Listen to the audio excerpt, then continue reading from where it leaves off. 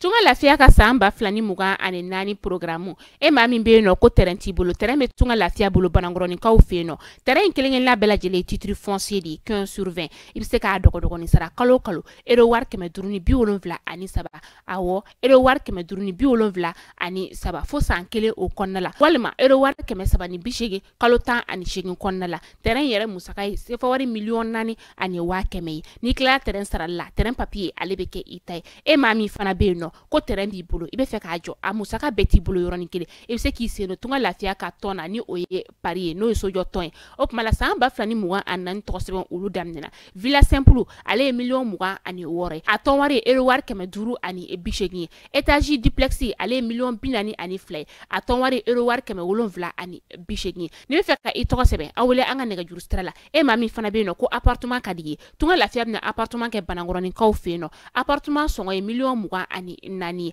ibisa ale fana dogo ni sara ero war keme wolonvla ani mugan fo san nani o konnala awo san nani tunga lafiya nana tunga range ulu lafiya likama op mala anga nega juru sira ayo bamba 00223 72 18 42 47 walma 00336 41 94 03 80 tunga lafiya ka lagini e femi malende munu sigleme jamana ko ka o beka se ka so kelengelen soro ba maliba ali konnala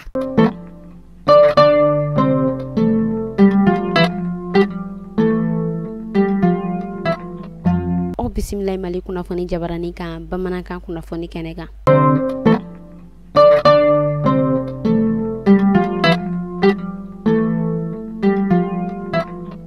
kabi tɛnɛn don novembre kalo tile 17 san 2023 an ka chrétien olu yɛrɛ kɔni kun willa ka tɔgɔmakɛ ka u kunshi kita ma ni ɲinɛ yɛrɛ kɔni kun bɛ olu ka eji o yɛrɛ kɔni ta ko 52 ma kunu alamisa don novembre kalo tile 16 san 2023 kunnafoniyaw olu y'a yira ka fɔ olu yɛrɛ kɔni ɲuman dola kita hɛrɛ ani lafiya o kɔnɔna an bɛ ala deli u bɛna taa eji min kɛ ala ka atimiya ko ɲuman ko o di u bɛɛ lajɛlen ma ka duwawu ko olu bɛɛ lajɛlen minɛ an bɛ ala deli halisa ala ka san wɛrɛ ta k'o fɛnɛ yira an si la ko o yira an kɛnɛma la ministre olu ka ladala ɲɔgɔn ye o kɛnɛ kan min yɛrɛ kɔni ni a tɛmɛna arabadon novembre kalo tile 15 san 2023 u yɛrɛ kɔni datuna kuma caman na i n'a fɔ fɛn min ye journée nationale de l'exportation ni o yɛrɛ kɔni tɛ fɛn wɛrɛ fɛn minnu ni olu bɛ bɔ an ka ba maliba o kɔnɔna na ka taa jamana kɔkan na ko o yɛrɛ don o bɛna suganti ni o don sugantilen ni o yɛrɛ bɛna bɛn san o san décembre kalo tile 7 ma u b'a yira k'a fɔ olu ka nin don sugantilen kunba yɛrɛ ye min ye o de walasa maa minnu ni olu yɛrɛ kɔni ka baara bɛnnen don fɛnw tali ma ka bɔ mali kɔnɔ ka taa mali kɔkan walasa bɛnɲɔgɔnya ani baara ɲɔgɔnya o yɛrɛ kɔni bɛ se ka sinsin cogoya min na o tɛmɛnen kɔfɛ an ka laadala maakɔrɔbaw olu yɛrɛ kɔni bɔla ka kunnafoniya di kunnafoniya minnu kɔnɔna na ni u y'a yira k'a fɔ ɲinɛ o yɛrɛ kɔni kɛla an ka laadala fɛnba dɔ kɔni ni ale yɛrɛ bɛ wele ko nɛgɛkɔrɔsigi o hukumu kɔnɔna na u y'a yira k'a fɔ fɔlɔfɔlɔ ko denmisɛnninw olu yɛrɛ kɔni tun bɛ fara ɲɔgɔn kan a bɛ se ka kɛ sifinnakaw ye a bɛ se ka kɛ maakɔrɔbaw olu yɛrɛ kɔni ye cogoya min na ka u fara ɲɔgɔn kan maa minnu ni olu yɛrɛ kɔni kundama ni olu bɛ taa ɲɔgɔn na ani u si sanga olu bɛ taa ɲɔgɔn na ko olu yɛrɛ kɔni tun bɛ fara ɲɔgɔn kan fɔlɔ an ka laada kundana kɔ olu yɛrɛ kɔni sigi nɛgɛkɔrɔ ko olu y'a ye an bɛ wagati min na i n'a fɔ sisan nɔ ko o nɛgɛkɔrɔsigi ko o maa olu yɛrɛ kɔni sen na bɛ ka suma olu fɛ kosɛbɛ ko o yɛrɛ kɔni kɛlen don ko ye ko min bɛ ka olu yɛrɛ kamana gan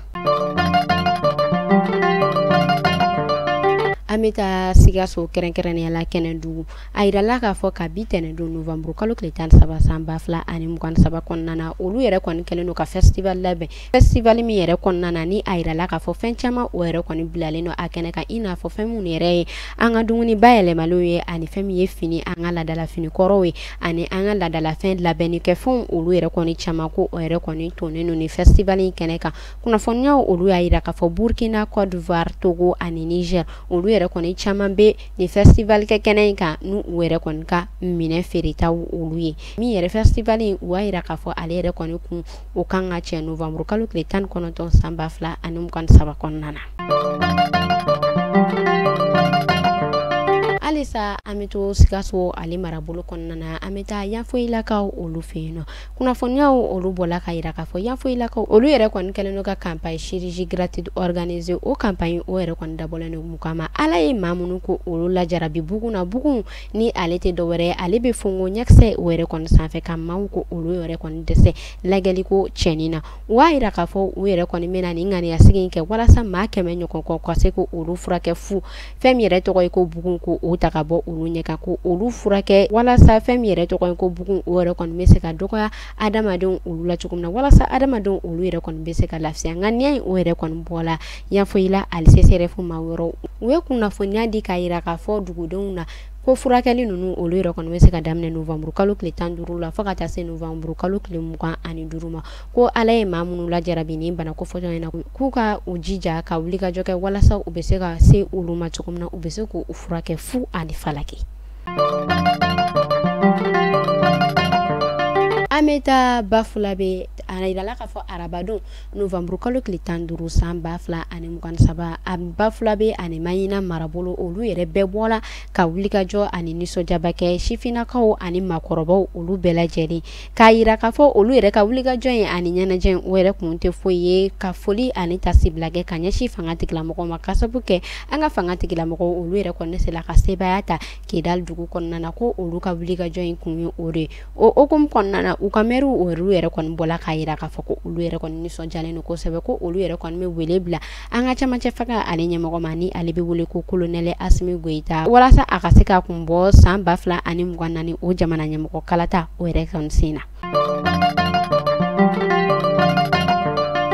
Ameta kokan kibaro la Xi Jinping ni ale yɛrɛ ye Chine jamana ɲɛmɔgɔ ye tarata don novembre kalo tile 14 san 2027 a yirala k'a fɔ ale yɛrɛ yalakɛ ka i kunsi États-Unis ma ka taa sommet kɛ ni a yɛrɛ kɔni baraɲɔgɔn ni ale yɛrɛ ye États-Unis jamana ɲɛmɔgɔ ye ni ale bɛ wele ko Joe Biden o hukumu kɔnɔna na a y'a yira k'a fɔ u ye ɲɔgɔn ye caman kɛ ɲɔgɔn ye ninnu yɛrɛ kɔni fɛnɛ kɛnɛ kan ko mɔgɔ caman kun bɛ yen nɔ i n'a fɔ fɛn min ye u ka sɔrɔ an'u ka marabolo o yɛrɛ kɔni ɲɛmaw olu yɛrɛ kɔni caman ye.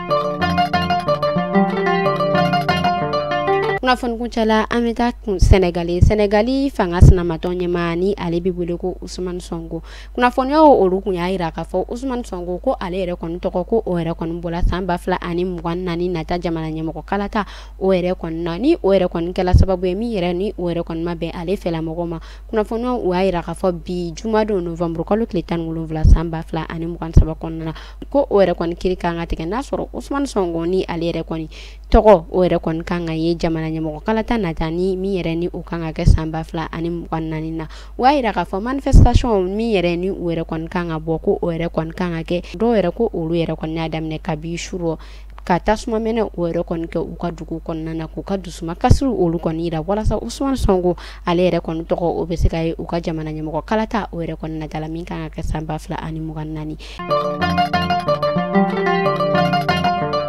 ni ne kun bɛ dansigi kɛ bi kunnafoni na aw k'an bɛɛ siɲɛ wɛrɛ